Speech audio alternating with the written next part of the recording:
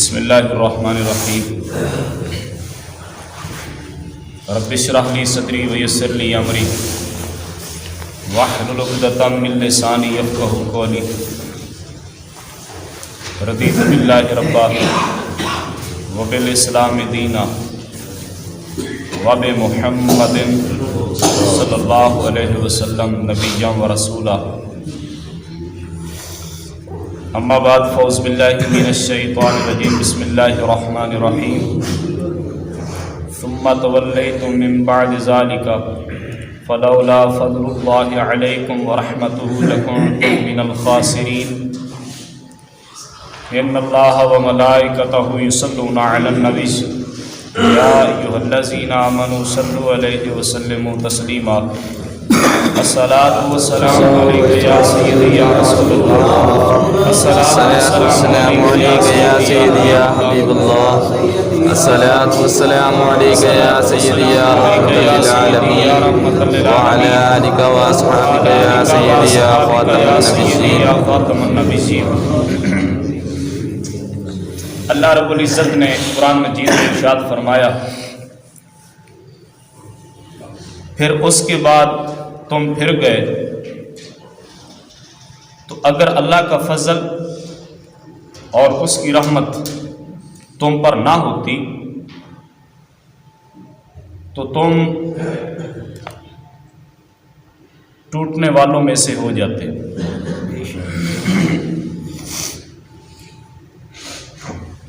جب بنی اسرائیل والوں نے عہد کیا کہ جب وہ کتاب آ جائے گی ہم اس پہ عمل کریں گے، اس کے احکام شرعیہ جو ہیں ہم ان کو مانیں گے، تو اللہ فرماتا ہے جب کتاب آ گئی تو پھر تم پھر گئے، اس کے احکام ماننے سے تم پھر گئے، مکر گئے۔ اللہ فرماتا ہے اگر اللہ کا فضل اور اس کی رحمت تم پر نہ ہوتی، کیا مطلب ہے؟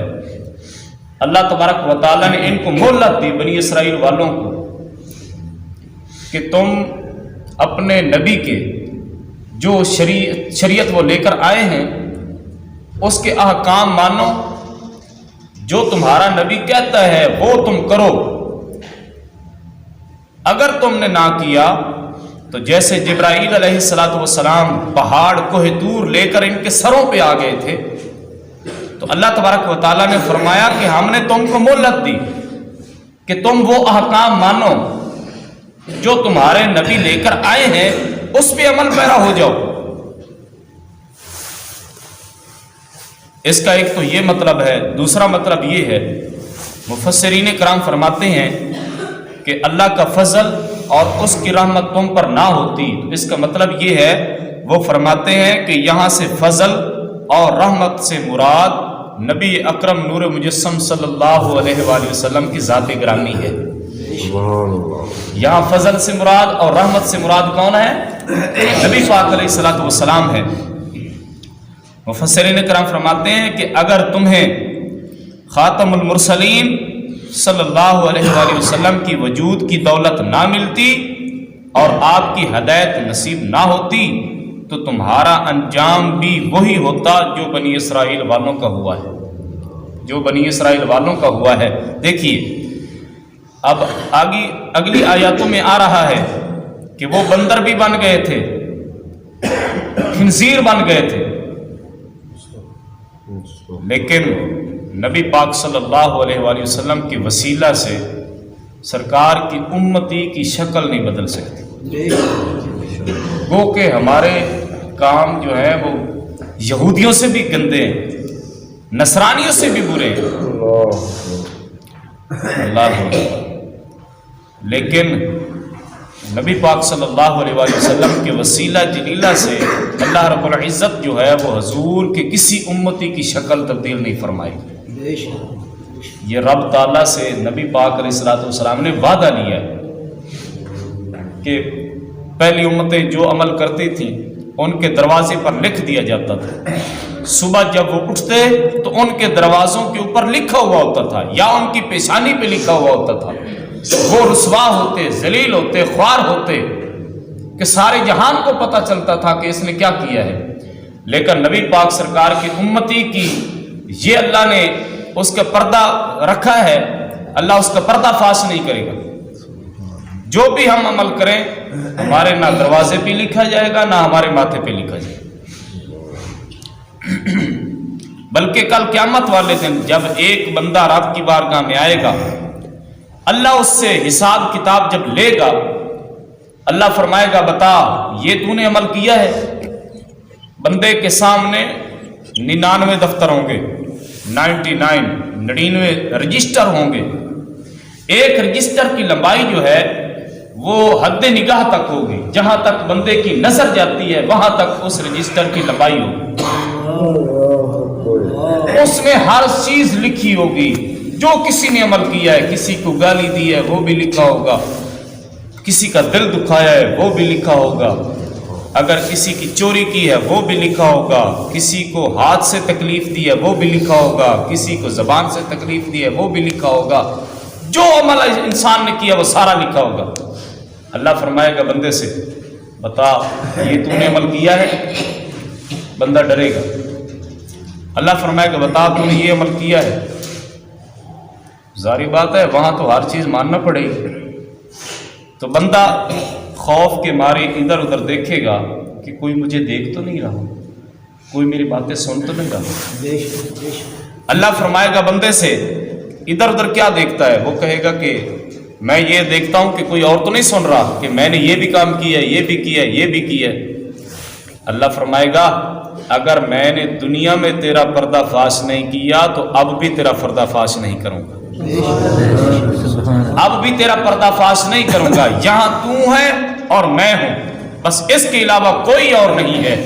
اللہ فرمائے گا اگر کل میں نے تیرا پردہ دنیا میں فاش نہیں کیا تھا تو اب یہاں بھی تیرا پردہ فاش نہیں کروں گا. تو یہ صدقہ کس کا ہے؟ تو یہ محمد رسول اللہ صلی اللہ علیہ وسلم کا صدقہ ہے کہ انسان کے عیبوں پہ اللہ نے پردے ڈال دیے. جو انسان عمل کرے، برا فعل کرے، اس کے عیب نہ کھلیں تو سمجھو وہ بھی رب کی رحمت میں ہے. بندہ برے عمل کرتا ہو لیکن اس کا پردہ فاش نہ ہوتا ہو، لوگوں کے سامنے اس کے عیب ظاہر نہ ہوتے ہوں، تو سمجھو حضور فرماتے ہیں کہ ایسا سمجھو کہ وہ بندہ بھی رب تعالیٰ کی رحمت کی چادر کے نیچے ہے. اللہ نے اس کے اوپر اپنی رحمت کی ہوئی ہے کہ کسی کے سامنے اس کے عیب نہیں کھل رہے. یہ بھی رب کی رحمت ہے. تو اصل رحمت جو ہے، اصل فضل جو ہے وہ کون ہے؟ نبی پاک علیہ الصلوۃ والسلام کی ذات ہیں. اگر وہ نہ ہوتے تو پتہ نہیں کیا حشر ہوتا. اللہ فرماتا ہے پھر اس کے بعد تم پھر گئے. اگر اللہ کا فضل اور اس کی رحمت تم پر نہ ہوتی تو تم بھی ٹوٹے ہوئے یعنی کہ ٹوٹنے والوں میں سے ہو جاتے، خسارے والوں میں سے ہو جاتے، جن پر اللہ کا عذاب ہوا تھا ان لوگوں میں سے ہو جاتے. تمہارے اوپر عذاب کیوں نہیں ہو رہا؟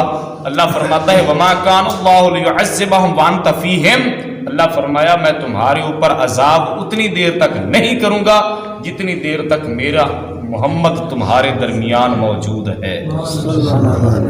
میرا نبی جب تک تمہارے درمیان موجود ہے تو اللہ فرماتا ہے میں تمہارے اوپر عذاب نہیں کروں گا.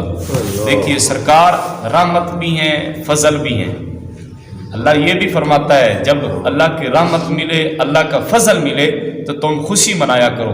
یہ جو ہم آیات کریمہ پڑھتے ہیں نا ربیع النور شریف میں کہ اللہ کا فضل ملے، اللہ کی رحمت ملے، تو اللہ فرماتا ہے تم خوشی منایا کرو.